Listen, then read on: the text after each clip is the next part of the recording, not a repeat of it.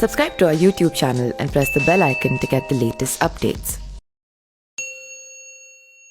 द्रोणाचार्य की मृत्यु के बाद दुर्योधन पुनः शोक से आतुर हो उठा। अब द्रोणाचार्य के बाद कर्ण उसकी सेना का कर्णधार हुआ। पांडव सेना का आधिपत्य अर्जुन को मिला। कर्ण और अर्जुन में भलीभांति के अस्त्र शस्त्रों की मारकाट से युक्त महाभयानक युद्ध हुआ जो देवासुर संग्राम को भी मात करने वाला था।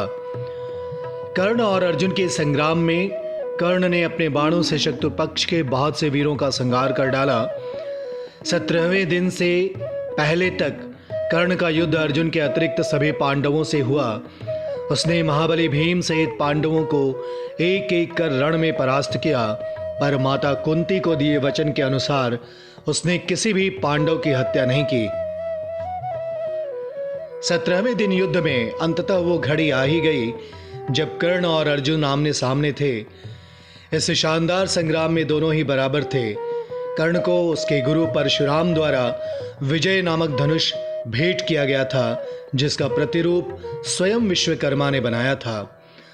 दुर्योधन के निवेदन पर पांडवों के मामा शल्यकर्ण के सारथी बनने के लिए तैयार हुए, क्योंकि अर्जुन के सारथी स्वयं श्री कृष्ण थे और कर्ण किसी भी मामले में अर्जुन से कम ना हो, इसके लिए शल्य से सारथी बनने का निवेदन किया गया।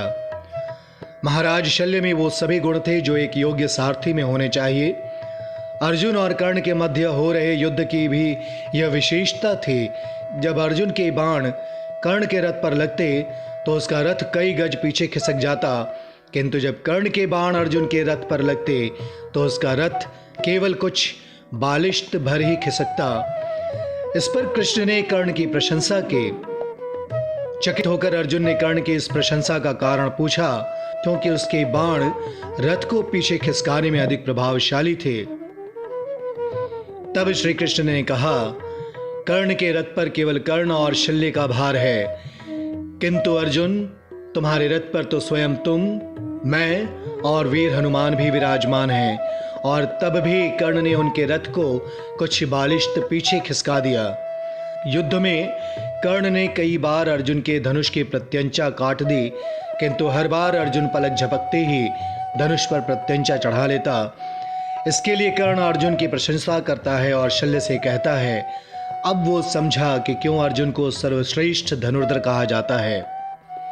यद्यपि युद्ध गतिरोधपूर्ण हो रहा था, किंतु कर्ण तब उलझ गया जब उसके रथ का एक पहिया धरती में धंस गया। वो अपने को दैवीय अस्त्रों के प्रयोग में असमर्थ पाता है, जैसा कि उसके गुरु परशुराम का श्राप था। तब कर्ण अपने रथ के पहिए को निकालने के लिए नीचे उतरा और उसने अर्जुन से निवेदन किया कि युद्ध के नियमों का पालन करते हुए कुछ देर के लिए उस पर बाण चलाना बंद कर दें। तब श्री कृष्ण अर्जुन से कहते हैं, कर्ण को कोई अधिकार नहीं है कि वो अब युद्ध नियमों और धर्म की बात करे, जबकि स्वयं उसने भी अभिमन्यु के वध के समय किसी भी युद्ध नियम और धर्म का पालन नहीं किया था। उन्होंने आगे कहा, तब उसका धर्म कहाँ गया था जब उसने दिव्य जन्मा द्रौपदी को पूरी कुरुराज सभा के समक्ष वैश्या कहा था। द्यूत क्रीड़ा भवन में उसका धर्म कहाँ गया था। इसीलिए अब उसे कोई अधिकार नहीं कि वो किसी धर्म या युद्ध नियम की बात करे। उन्होंने अर्जुन से कहा, अभी कर्ण असहाय है, इसीलिए उसका वध करो। श्री कृष्ण कहते हैं, अर्जुन, यदि तुमने इस निर्णायक मोड़ पर अभी कर्ण को नहीं मारा तो संभवतः पांडव उसे कभी भी नहीं मार सकेंगे और यह युद्ध कभी भी जीता नहीं जा सकेगा। तब अर्जुन ने एक दैवीय अस्त्र का उपयोग करते हुए कर्ण का सिर धड़ से अलग कर दिया। कर्ण के शरीर पर गिरने के बाद एक ज्योति कर्ण के शरीर से निकली और सूर्य में समाहित हो गई। तदंतर राजा शल्य कौरव सेना के सेनापति हुए, किंतु वो युद्ध में आधे दिन तक ही टिक सके।